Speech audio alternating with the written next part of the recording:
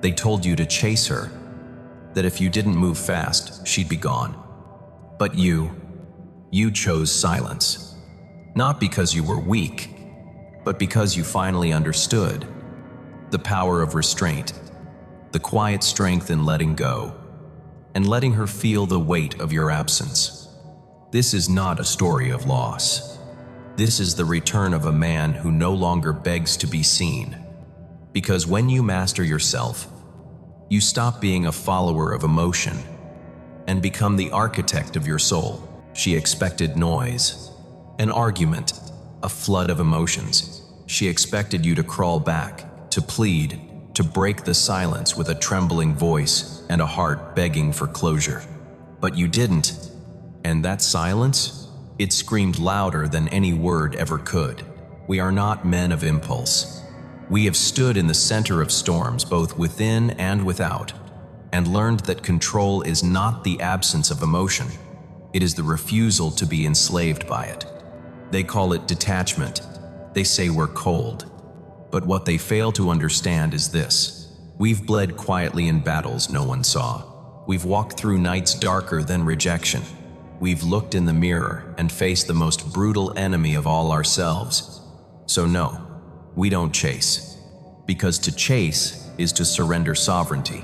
To beg is to betray the throne of discipline we built from broken bones and long silences. She pulled away, hoping you'd collapse.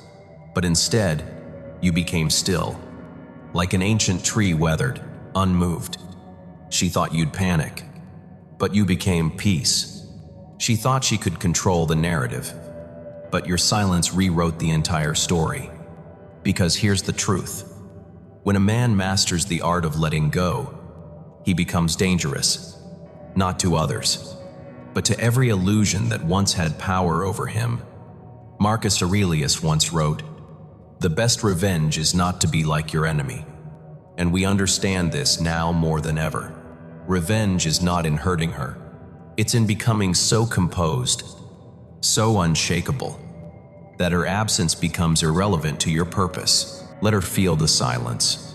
Let her sit in the vacuum where your neediness used to echo. Let her face the man she thought she could break, and realize he rebuilt himself in the ruins. We don't weaponize silence. We embody it, because silence is the sanctuary where men become steel. Epictetus taught us this: freedom is the only worthy goal in life. It is won by disregarding things that lie beyond our control. So we let go, not out of weakness, but out of the highest form of strength, the courage to live without clinging. And here's the paradox she'll never admit aloud. The moment you stopped trying to prove your worth, she started questioning her own. The moment you chose to disappear into your growth, into your discipline, into your purpose, you became unforgettable, because nothing haunts them more than a man who doesn't flinch. We walk the hard path, the lonely path, the path where feelings don't rule but they're not denied. We feel it all, but we respond with clarity, not chaos. We no longer react. We observe. We adjust. We elevate. We do not chase. Because we've seen what happens when men trade their self-respect for validation. And we vowed never again. Seneca warned, "He who suffers before it is necessary, suffers more than is necessary." So we don't suffer over ghosts. We don't weep over imagined closures. We don't demand answers from those who walk away. We let them, because our soul is not built for begging. It's built for becoming. Let her feel your silence. Let it be the mirror she never wanted to face. Let it show her not what she lost, but what she never truly understood.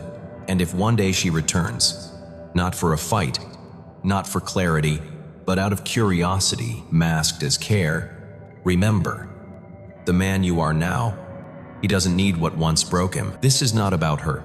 It never was.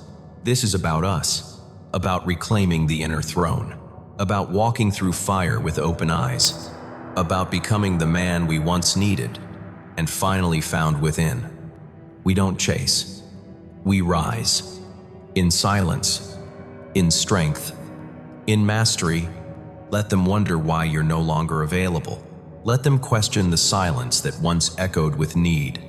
Because now, you are still, you are sovereign, and in your stillness there is thunder.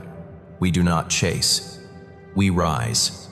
And when the world comes looking again, they will no longer find the boy who needed approval. They will meet the man forged in silence.